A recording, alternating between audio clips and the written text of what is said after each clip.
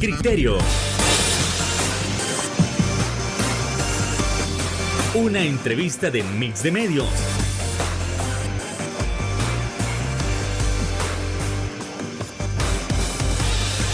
Que aborda frontalmente los problemas de El Salvador con los verdaderos protagonistas y plantea soluciones.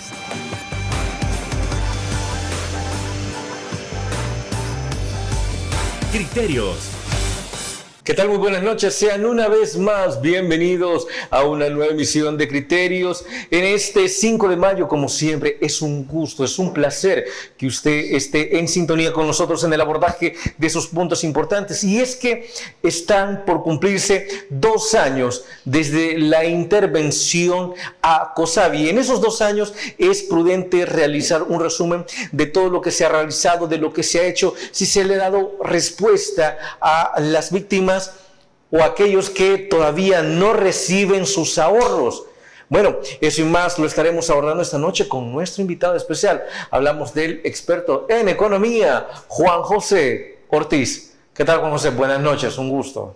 Buenas noches, Fernando. Gracias por la invitación y un saludo pues a las personas que nos sintonizan a esta hora. Un gusto, Juan José, y desde luego vamos a entrar en materia porque estamos a 2 años de que se cumpla un nuevo aniversario de la intervención de las autoridades a COSAVI. En esos 2 años, porque hay que hacer un recuento, hay que hacer un resumen, ¿qué es lo que se ha dado? ¿Qué es lo que se ha logrado? ¿Qué es lo que sigue en pausa? O tal vez, ¿qué es lo que ya no se va a poder lograr? No sé. Bueno, tal como tú has mencionado, el próximo 9 de mayo, el próximo sábado. Se van a cumplir 2 años de que el gobierno hizo pública la intervención de COSAVI. El 9 de mayo de 2024, la Superintendencia del Sistema Financiero y la Fiscalía General de la República le anunciaban al país, a los afectados, a la prensa, ¿verdad?, de que COSAVI se encontraba intervenida y que estaba siendo investigada por distintos delitos. Ahora, sin embargo, es importante señalar que la cooperativa se intervino el 1 de marzo de 2024, no el 9 de mayo.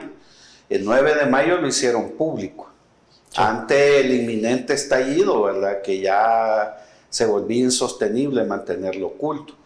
Ahora, ¿por qué hacemos nosotros esta distinción? Porque desde el 1 de marzo que la cooperativa fue intervenida, hasta el 9 de mayo que se hace el anuncio, COSAVI siguió captando dinero. Es decir, los técnicos de la Superintendencia y de la Fiscalía General de la República, que ya administraban COSAVI, siguieron captando dinero. Sí. Y eso es un delito. Entonces nosotros por eso hacemos esa distinción, porque es una de las tantas irregularidades que han sucedido con nuestro caso. Sin embargo, pues como tú bien señalaste, el 9 de mayo es el 2º aniversario del anuncio oficial. Es la única conferencia que han dado en conjunto la Fiscalía General de la República y la Super y no más sobre nuestro caso. Ahora, Juan José, siempre para recapitular, ¿cuáles fueron esos indicios que se presentaron o que se pudieron observar para decir algo no está saliendo bien en COSAVI y que, como usted tal cual lo menciona, esto no se pudo esconder más, tenía que reventar? ¿Por qué se comenzó a dar a conocer? Bueno, fíjate que en esa conferencia que dio la Fiscalía en conjunto con la Superintendencia, ellos mismos dieron a conocer información que pone al descubierto la incapacidad de ambas instituciones para fiscalizar. Por ejemplo, la Fiscalía decía que COSAVI estaba siendo investigada desde el 2018. ¿Cómo es que desde el 2018 al 9 de mayo del 2024 habían pasado ya más de 6 años sin que la Fiscalía, ¿verdad?, encontrara ningún elemento para intervenirla con anterioridad a la fecha en que lo hicieron? La Superintendencia igual. No entendemos cómo, ¿verdad?, al día de hoy yo he sostenido que la intervención de la Superintendencia es ilegal, abusiva y arbitraria, porque quien debió haber intervenido en nuestro caso era el INSAFOCOP. Entonces, y no lo hizo. No lo hicieron, ¿verdad? Bueno, Hoy sabemos, ¿verdad?, que el INSAFOCOP a través de determinados técnicos advirtieron a la Junta Directiva de COSAVI de ciertas irregularidades, de ciertas cosas, como el hecho de haberle donado $60,000 al partido de gobierno. Eso lo prohibía el artículo 3 de la ley del INSAFOCOP. COSAVI se convierte en financista. Se convirtió en el segundo mayor financista del partido de gobierno. Entonces, los técnicos del INSAFOCOP advirtieron de esas irregularidades y desconocemos, ¿verdad?, porque no tenemos acceso a los acuerdos de la Junta Directiva de COSAVI, por qué tomaron una decisión así. Desconocemos por qué la Junta de Vigilancia no advirtió esas cosas y peor aún, por qué el oficial de cumplimiento, que la misma ley lo asiste a presentar una denuncia en la Fiscalía General de la República si los órganos de gobierno de COSAVI no están cumpliendo con sus objetivos. Entonces, al final, es el mismo fiscal quien deja al descubierto la incapacidad de la Fiscalía para investigar el delito. Desde el 2018 al 2024 habían pasado más de 6 años.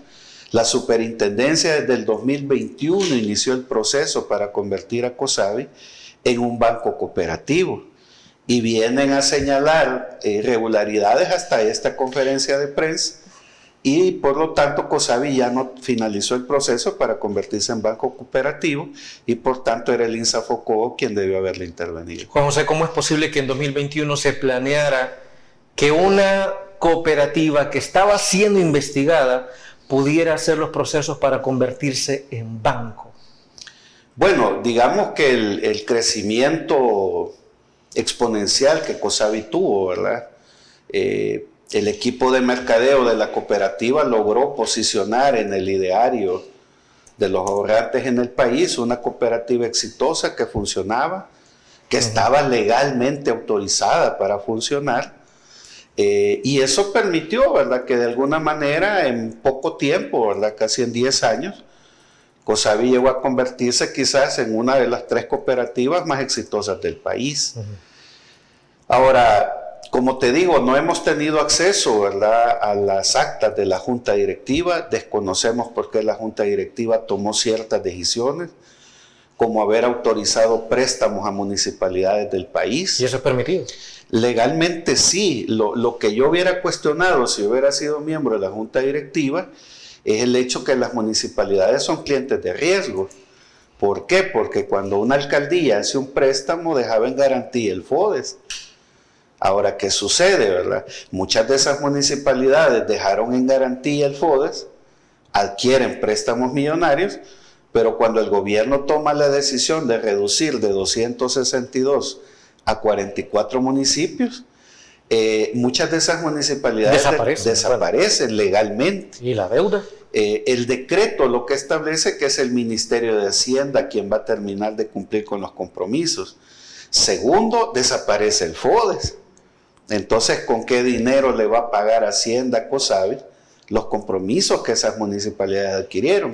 Entonces, si bien no es ilegal haberle prestado a las municipalidades, lo sospechoso es la decisión de la Junta Directiva, donde estaba Manuel Coto. Y luego, pues ya a lo largo de estos 2 años hemos sabido los vínculos, ¿verdad?, del señor Coto con ciertos funcionarios del gobierno, con el partido de gobierno incluso. Hay un documento que refleja pues la petición del presidente del partido de gobierno solicitando un préstamo de $5 millones a COSAVI. Entonces, todo eso es lo que finalmente llevó a concluir que nuestro caso es un tema político, pues. Es decir, los problemas de COSAVI comenzaron cuando la clase política mete las manos en la cooperativa y particularmente el partido de gobierno. Ok, entonces en todo esto, Juan José, bueno, vemos que en efecto sí hay, o sí se determinó que hubo funcionarios que antes que esto explotara estaban en relación con el caso COSAVI. Bueno, ¿O son especulaciones? Hay investigaciones periodísticas a nivel nacional e internacional que ponen en evidencia eso.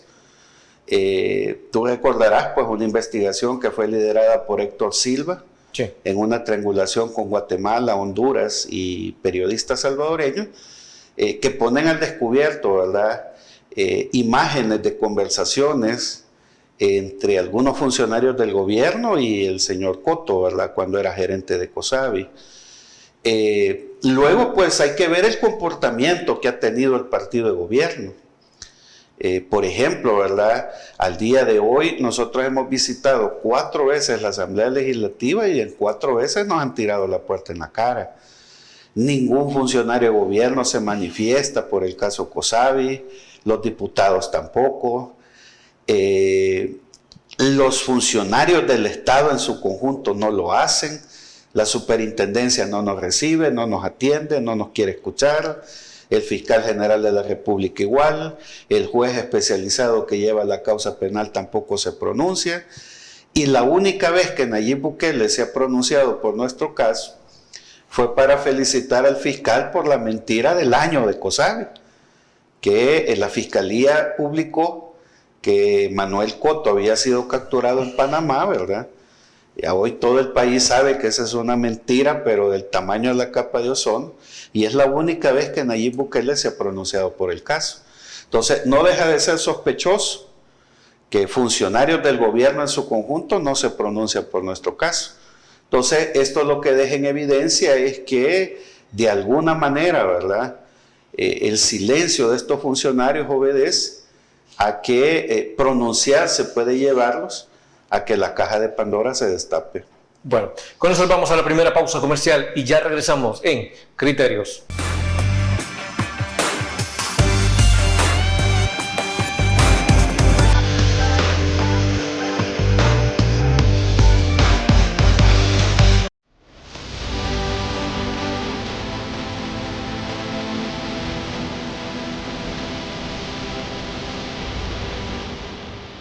Nuestro compromiso, nuestra pasión, son algunas de las cosas que nos caracterizan como salvadoreños. Farmacia La Buena, la farmacia de todos.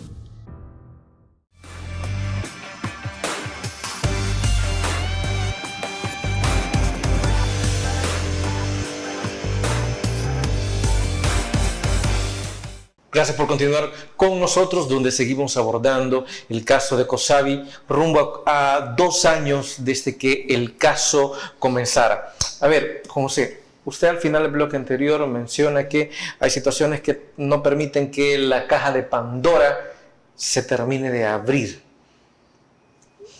Bajo las especulaciones o el análisis o la visión que se ha tenido de cómo se ha llevado el caso, cómo se ha llevado el proceso, ¿qué situaciones se podrían encontrar si, como usted dice, se terminara de abrir esta caja de Pandora de los 1001 problemas que tienen relación con COSABI? Bueno, quizás yo invertí la lógica. ¿Por qué, por ejemplo, los diputados se niegan a aprobar un fideicomiso para los afectados de COSABI? Bueno, entiendo que hubo uno de ellos, se me va el nombre del diputado, que dijo que era mejor disolver, ¿sí?, a COSABI. Sí, el diputado William Soriano. Entonces, fíjate qué interesante lo que ha señalado. Estalla públicamente el caso y el único diputado que se pronunció fue William Soriano.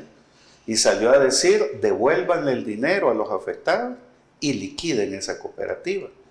¿Y era bueno liquidarla? ¿En qué cabeza se te ocurre a ti liquidar una cooperativa que tiene 230 millones en activos? Después de pagarle a la gente. No, COSABI era una cooperativa de más o menos 300 millones.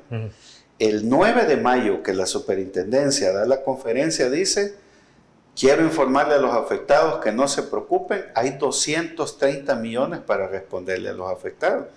Entonces, ¿en qué cabeza cabe que tú vas a liquidar un negocio de 230 millones en activos? Ahí es donde empezaron a surgir las primeras sospechas de que algo raro sucedía al interior de COSABI y que pudieran haber involucrado a algunos funcionarios del gobierno.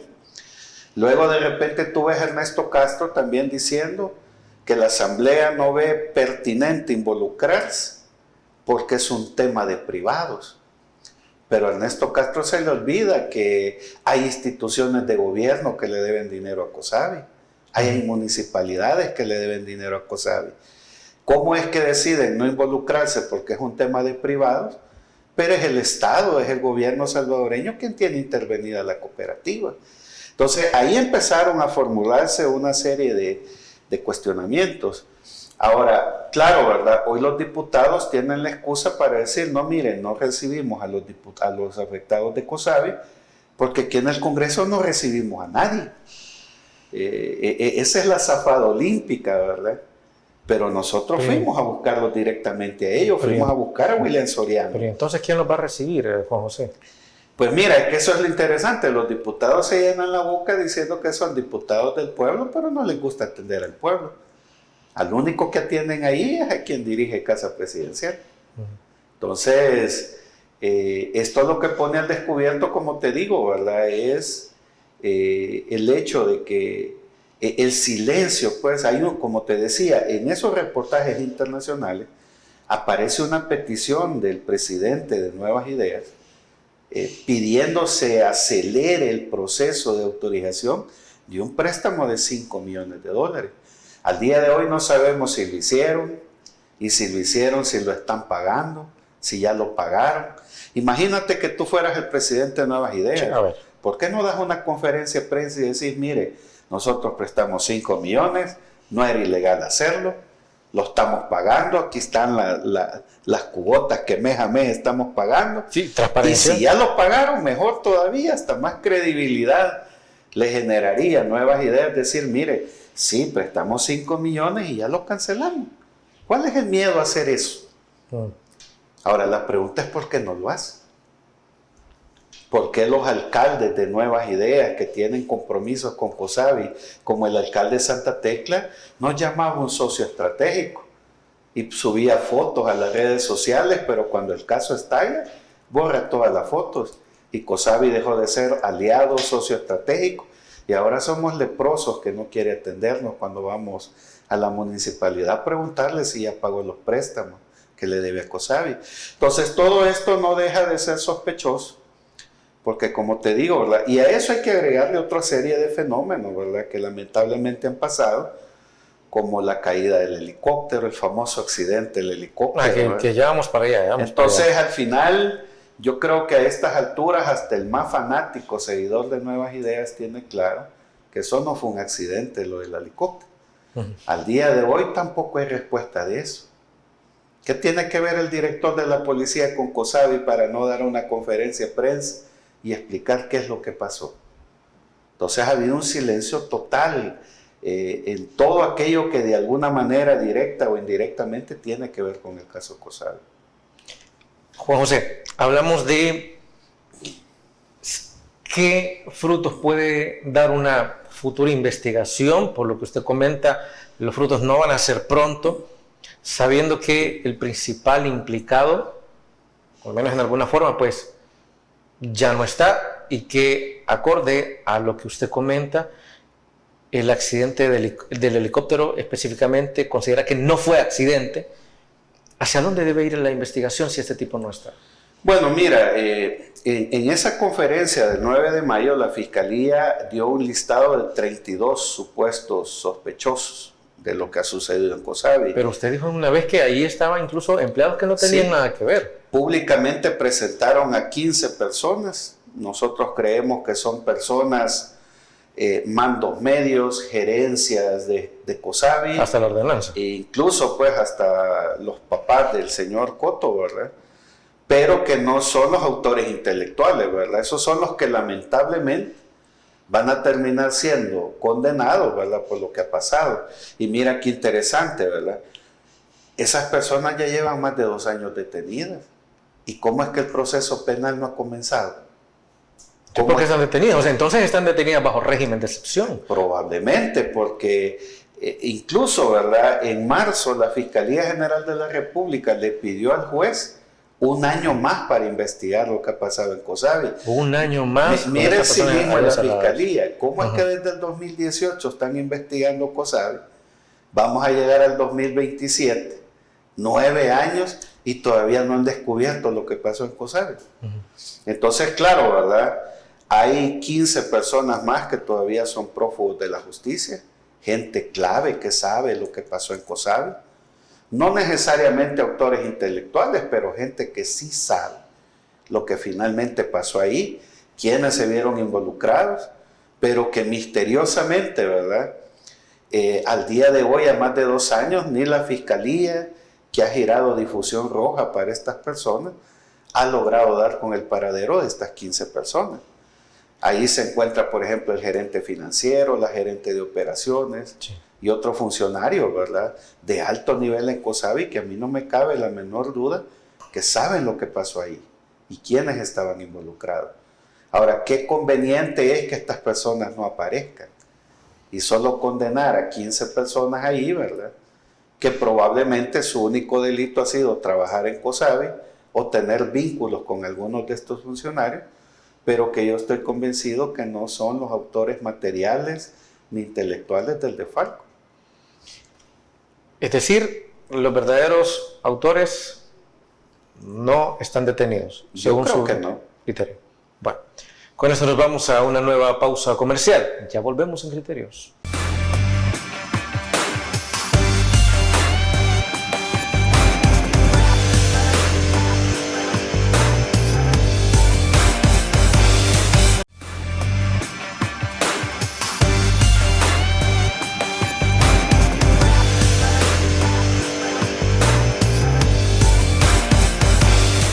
Es analizar también cuáles han sido los obstáculos para que se responda a las víctimas del caso COSABI. Si bien es cierto, al principio se estaban dando pues determinados porcentajes o se establecían a aquellas personas que tenían $2,000, ok, vamos a abrir esta capa.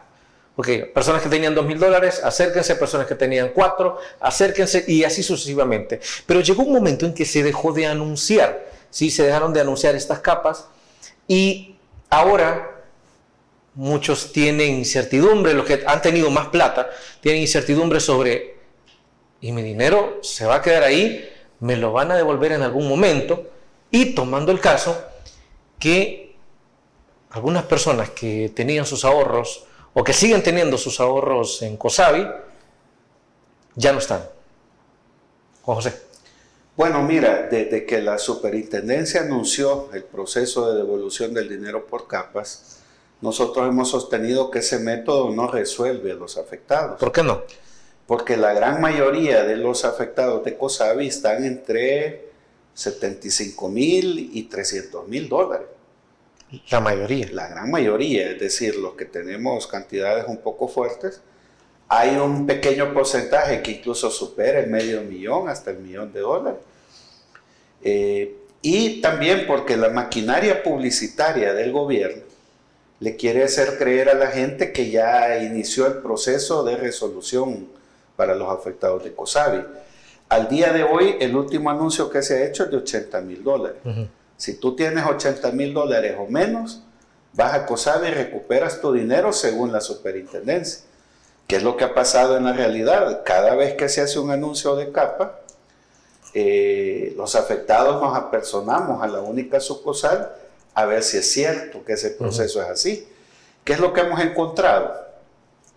Si tú tienes un certificado de $80,000 o menos, pero el plazo no se ha vencido, no te lo devuelven. Y mira qué interesante. Ellos alegan que el plazo no se ha vencido, te aplican la ley. Pero desde el 9 de mayo del 2024 tú no ganas intereses y ahí no te aplican la ley. Entonces, cuando les conviene aplican la ley. Mire, Fernando, usted tiene $80,000, pero se le vence en el 2028. Entonces no le pagamos. Cuando tú le dices, vaya, mire, pero entonces páguenme los intereses. No, es que ya no se pagan intereses. Entonces, desde el momento que la superintendencia no te paga intereses, el contrato se rompe y por tanto ya no tiene ninguna validez el plazo. Lo que deberían de hacer es pagarte los $80,000 y ya. Luego tenemos casos, imagínate que tú tienes 2 depósitos, uno de $50,000 y uno de $40,000.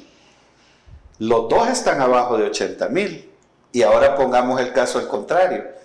Tú ya tienes vencidos los 2 depósitos. No te los pagan porque lo que la superintendencia hace es sumarte los montos. Te dice, usted tiene 50, pero en la libreta tiene 40, se le hacen 90 y vamos por 80. Así que no le pagamos un 5. Entonces, todas esas sinvergüenzadas las hemos denunciado. Y luego pues ya hemos estado en otros programas hablando de irregularidades. Por ejemplo, la Super te cobra intereses. Es decir, te cobra impuestos por los intereses que ganas. Mira qué interesante. Impuesto por la ganancia que usted tiene. Sí, por los intereses. la ley establece que si tú tienes más de $25,000 tenés que pagar impuestos al fisco. Entonces, la superintendencia te cobra el impuesto, lo traslada a Hacienda, pero a ti no te paga interés. Entonces, mira qué interesante, sale dinero para Hacienda, pero para ti que eres afectado no sale un 5. Y el último usted caso, usted que es el que está haciendo el trabajo, usted que es el que entregó sus ahorros, usted no recibe nada. así es. Pero el beneficio se lo queda Hacienda. Sí. Y ahí ¿Y qué sentido tiene eso? Y ahí te aplican la ley. ¿Y qué sentido tiene entonces? No, o sea, es que- mete el dinero para darle de comer a Hacienda. Es que precisamente estas son las sinvergüenzadas que hemos denunciado, y la más grave de todas. En COSABI había un producto que se llama certificado de aportación. Esos certificados ganaban una tasa de interés un poquito mayor que las normales, porque se incentivaba a la gente a depositar ese dinero por 3 años. Sí. Nosotros tenemos casos de afectados que tienen certificados de $10,000, Fernando, vencidos, ¿Y a dónde los cobran? pero no se los pagan ni siquiera. Y miren la serie de argumentos. Ahí no dicen, mire, no está vencido. Ahí no dicen, mire, no vamos por la capa. Ahí lo que argumentan es que el certificado de aportación no era un depósito, sino que era una inversión que tú hacías al capital de COSABI. Y lo que la ley dice es que esta gente va a recuperar ese certificado de aportación solamente en 2 escenarios. Cuando los socios decidamos liquidar COSABI, y eso cuándo va a suceder porque la cooperativa está intervenida por el Estado, o cuando el juez, después de condenar a los 15 que tienen ahí metidos en la cárcel, decida liquidar COSABI para pagarnos a los afectados. Solo en esas 2 circunstancias, el socio que tiene un certificado de aportación va a poder recuperar su dinero. Sí. Entonces, mira qué ridículo. Suponte que yo tengo $1,000,000. Me tienen que pagar primero a mí ese $1,000,000 para poder comenzar a pagar certificados de aportación de $5,000 y $10,000. Totalmente absurdo y arbitrario. Si con $1,000,000 le puedes pagar a 40, 50 o hasta más personas un certificado de aportación. Entonces, todas estas sinvergüenzadas son las que finalmente nos han llevado, ¿verdad?, a poner 104 demandas en los juzgados de lo civil y mercantil, y lamentablemente, ¿verdad?, el órgano judicial ya decidió alinearse con el Ejecutivo y el Legislativo para volverse cómplices por omisión de nuestro caso, ¿verdad? Y entonces finalmente pues ya tenemos respuesta de esas 104 demandas, todas fueron rechazadas. En un primer momento solo una demanda fue aceptada. Sorpresivamente, una semana después, el juzgado cambia de opinión y decide rechazarla. Esto es lo que finalmente ha provocado que ya estamos en la etapa final de presentar una demanda en la Corte Interamericana de Derechos Humanos contra el Estado salvadoreño. Probablemente esta demanda la estemos presentando a finales de junio en Washington. Y también hemos comenzado un proceso, ¿verdad?, a partir de este informe que se presentó en la Corte Penal Internacional, donde se acusa al gobierno por crímenes de lesa humanidad. Le hemos pedido al equipo jurídico que revise si las 13 víctimas que nosotros llevamos del caso, en algunos casos, la responsabilidad del gobierno por acción o por omisión no puede implicar un crimen de lesa humanidad, porque si finalmente encontramos elementos para eso, vamos a demandar al gobierno salvadoreño en la Corte Penal Internacional. Antes de pasar a ese punto, Juan José, usted ha reiterado que se presentaron las demandas a las instancias legales. Cuando hablamos de instancias legales, hablamos de que todas las pruebas se le presentaron a la Fiscalía, a la Procuraduría. Bueno, sí, es decir...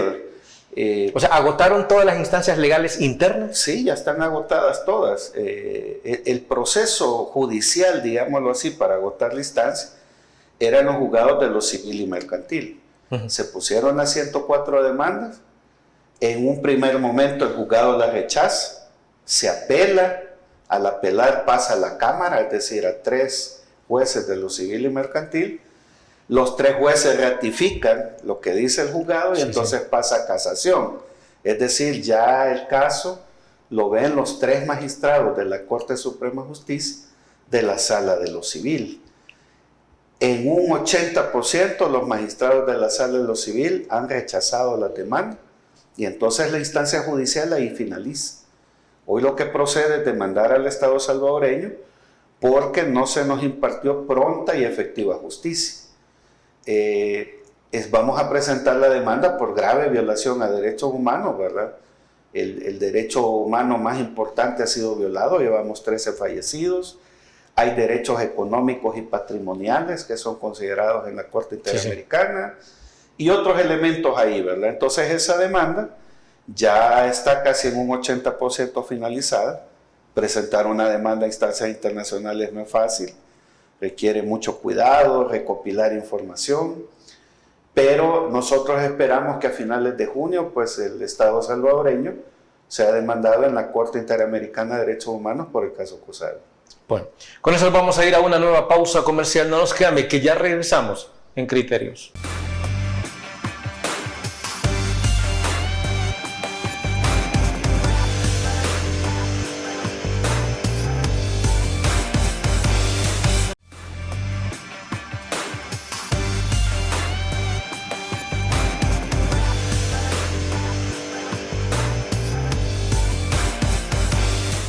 En el bloque anterior, Juan José Ortiz manifestó que la situación de COSABI, ya que se han agotado todas las instancias legales internas, pues entonces procede a irse a la Corte ya internacional.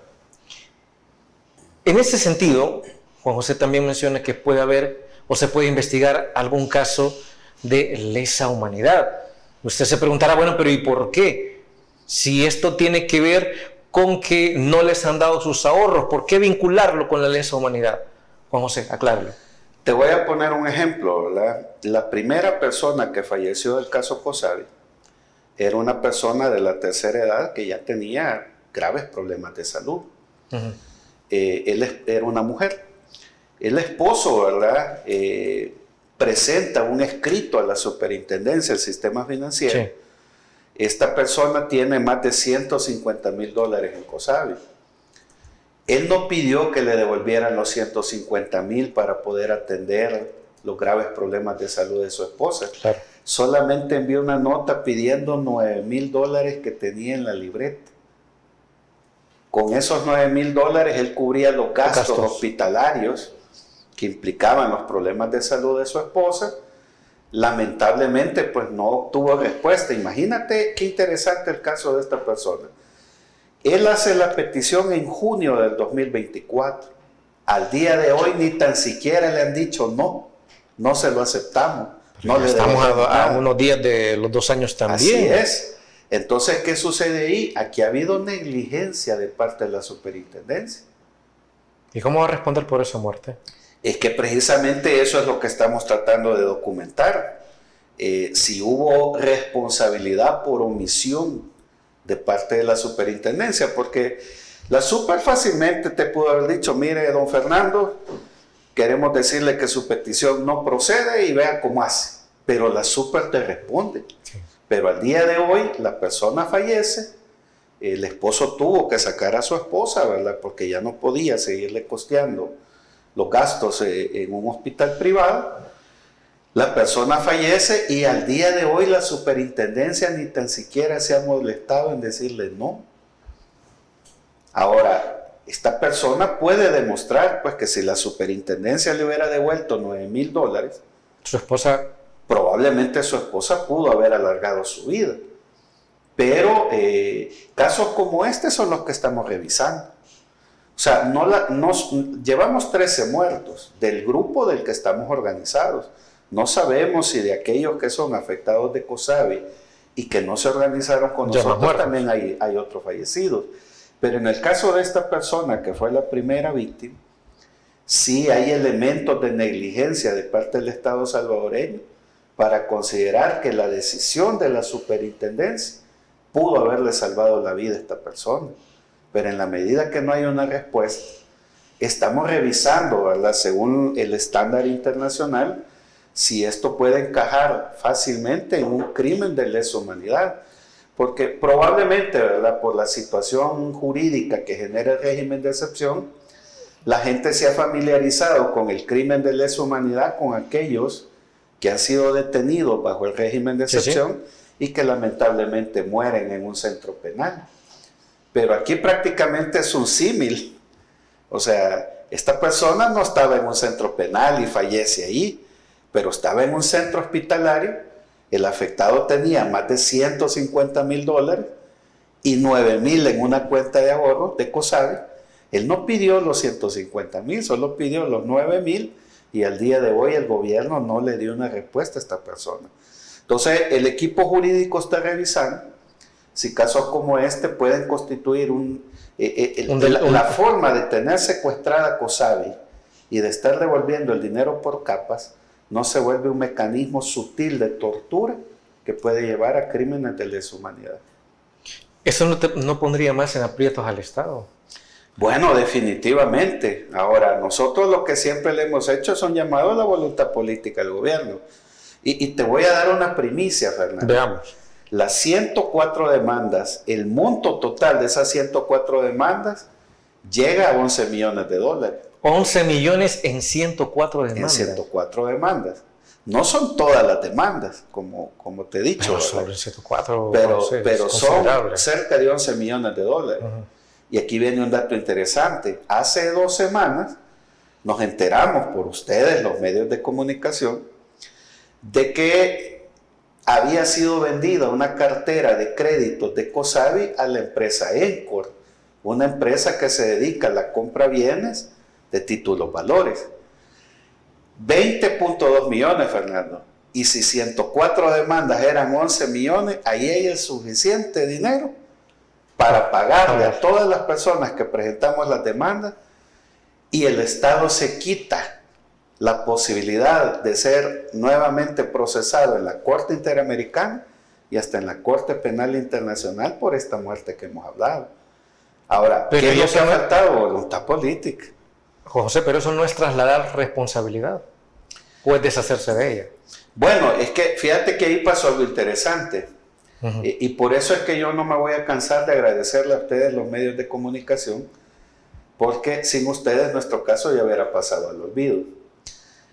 Hace 3 semanas nos enteramos por un medio de comunicación escrita esto, ¿verdad? Que una cartera de COSABI se vende a Encore. Vamos los afectados a la Superintendencia del Sistema Financiero a exigirle una explicación a la Superintendencia, porque no sabemos al día de hoy quién autorizó esa venta. Segundo, ¿qué cartera se vendió? Ahí se especula que pudo ser la de las municipalidades. ¿Y qué hicieron con el dinero? Cuando nosotros hicimos esos cuestionamientos, sorpresivamente, haciendo una corrección, diciendo que no fue una cartera de COSABI la que se vendió, sino que una cartera de ACOBI. Mira qué interesante, Fernando.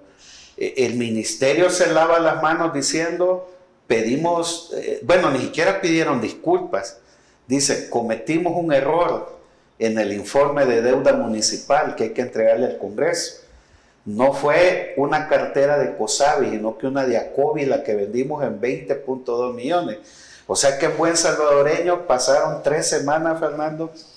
Tú como ministro de Hacienda y tus técnicos cometen un error, no se percatan, ven que llegamos a gritar a la superintendencia explicaciones, no salieron a hacer la corrección y hasta la semana anterior salen a decir, cometimos un errorcito. Un errorcito. Por poner ACOBI pusimos COSABI. ¿Será cierto eso? Un errorcito de 20.2 millones, Fernando. ¿Usted lo considera error? No, claro que no. No tengo elementos para decir lo contrario, pues, pero... a ver, no tengo pruebas, pero tampoco dudas. Sí, es que mira, el informe lo hace público Hacienda. Se lo manda a la Asamblea Legislativa y le dice, esta es la deuda de todas las municipalidades del país. Y entonces ahí aparece, ¿verdad?, que a COSAVI 21 municipalidades le deben 32 millones, pero que se había vendido una cartera de 20.2 millones de dólares. Presentan el informe al Congreso, se hace público por un medio de comunicación, los afectados vinimos 2 semanas después a gritarle a la superintendencia, y hasta la 4ª semana nos vienen a decir, ni siquiera nosotros, ni siquiera la asamblea. Y te voy a decir algo, nosotros nos enteramos porque fue ENCOR quien le pidió al Ministerio de Hacienda de la corrección. Nosotros tenemos socios afectados de COSAVI que también tienen dinero metido, invertido en Ay, ENCOR. Dios mío, está más grande el problema. Sí, entonces mira qué interesante. Y ENCOR no ha querido hacerlo público. Pero, ¿qué hubiera pasado si ENCOR no le dice al Ministerio de Hacienda, mire, corrija este gravísimo error? Y el Ministerio de Hacienda ni siquiera sacó una fe de rata. Ni siquiera nos dice, señores de COSAVI, les pedimos una disculpa. No fue cartera de préstamos de ustedes la que vendimos y no que de COVID. Entonces, aquí es algo así como muy parecido al helicóptero, ¿verdad? Se vende una cartera de 20.2 millones que ya te alcanzan para una campaña electoral, ¿verdad? Pero cuando empezamos a decirle a la super, bueno, tiene 20.2 millones, con ese dinero, Fernando, le podés devolver a 200 personas $100,000 a cada uno. Con ese dinero le podés devolver a 100 personas $200,000. Le devuelve el oxígeno que entiendo que necesitan. Con 20 millones le podés devolver a 67 personas $300,000 a cada uno. Y con ese dinero podés devolverle a 50 personas $400,000. Con ese dinero podés pagar más de 200 certificados de aportación. Entonces, eso fuimos a gritar nosotros. Y cuando les dijimos, bueno, tienen 20.2 millones, devuélvanlo, porque ese dinero es nuestro, sorpresivamente sale el Ministerio de Hacienda diciendo que se equivocaron, que por poner a COVID pusieron COSAVI en el informe. Vámonos a la siguiente pausa comercial. Volvemos en Criterios.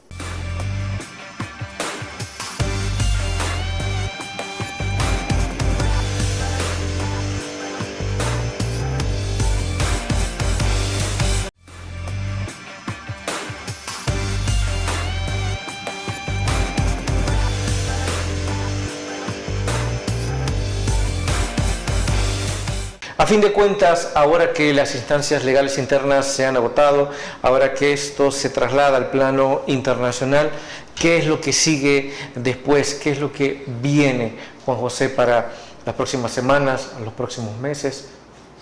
Bueno, a nivel nacional, pues ya hemos agotado las instancias legales. Nada más que hacer. Bueno, no, sigue la lucha política, es decir, seguir manteniendo el posicionamiento del tema en la agenda nacional. Este es un año electoral, vamos a visitar el Congreso, vamos a ver si ahora que los diputados quieren votos para ser reelectos y mantenerse en sus cargos, se vuelven a llenar la boca diciendo que son diputados del pueblo y a ver si quieren escuchar al pueblo. Claro. Entonces, este es un año electoral, nosotros vamos a mantener la lucha política de incidencia, de posicionamiento del caso. A nivel internacional, pues vamos a ir a la Corte Interamericana. Vamos a revisar si este caso que te he comentado y otros constituyen delitos de lesa humanidad. Mantenemos nuestra crítica frente a los organismos financieros internacionales, frente al Fondo Monetario, el Banco Mundial, el Congreso de los Estados Unidos. Recuerda pues que hay ciudadanos americanos afectados en el caso. Entonces sí vamos a mantener, digamos, una lucha política activa de incidencia, pero a nivel legal ya no hay más que hacer en este país, más que ir a demandar internacionalmente al Estado salvadoreño por nuestro caso. Juan José, cuando usted, ya para terminar, cuando usted menciona que hay ciudadanos norteamericanos afectados, ¿eso quiere decir que Estados Unidos puede meterse en el caso en favor de sus ciudadanos? Bueno, aquí hay varios elementos para que el gobierno de Estados Unidos intervenga. Uno es precisamente ese, que hay ciudadanos americanos afectados. Dos, porque según las declaraciones que dio el fiscal el 9 de mayo del 2024, COSAVI estaba siendo investigada por lavado de dinero y agrupaciones ilícitas. Y él señalaba que parte del dinero sustraído en COSABI había sido transferido a territorio norteamericano y a territorio alemán. Estos elementos configuran para que el gobierno de los Estados Unidos pueda intervenir a través del FBI en el caso. Y ahí es donde ha estado nuestro señalamiento, ¿verdad? Pedirle al gobierno de los Estados Unidos que colabore con las instituciones salvadoreñas a esclarecer qué pasó en COSABI, si es cierto lo que dijo el fiscal, que el dinero sustraído se encuentra en territorio norteamericano, y por añadidura, pues el hecho de que hay ciudadanos americanos afectados obliga al gobierno de los Estados Unidos a intervenir. Lastimosamente, pues la coyuntura global, mundial, probablemente no ha permitido, ¿verdad?, que el gobierno gringo se involucre de una manera más eficiente como los afectados quisieran. Vienen las elecciones de noviembre, probablemente si hay un cambio, ¿verdad?, en la Cámara de Representantes y en el Senado, podamos tener mayor incidencia para que el gobierno de los Estados Unidos intervenga, no solo a favor de sus ciudadanos, sino que de todos aquellos salvadoreños honrados que hemos dejado una vida, ¿verdad?, para construir nuestros ahorros, y que lamentablemente el Estado salvadoreño no nos quiere brindar pronta y efectiva justicia. Bueno, Juan José Ortiz, hemos llegado al final de Criterios. Muchísimas gracias por habernos acompañado esta noche y desde luego el mejor de los éxitos en el camino que las víctimas o los afectados pues continúen. Bueno, gracias Fernando por la invitación, el saludo a quienes nos han sintonizado y decirle al pueblo salvadoreño, ¿verdad?, que la lucha de los afectados de COSABI va a seguir. Bueno, un gusto, Juan José. Amigos, amigas televidentes, gracias por habernos sintonizado una vez más. Recuerde, el criterio más importante en todo aspecto lo tienen ustedes. Descansen. Feliz noche. Criterio. Una entrevista de Mix de Medios.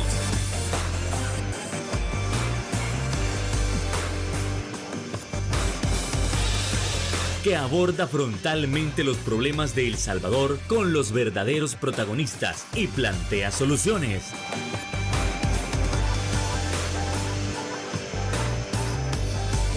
Criterios.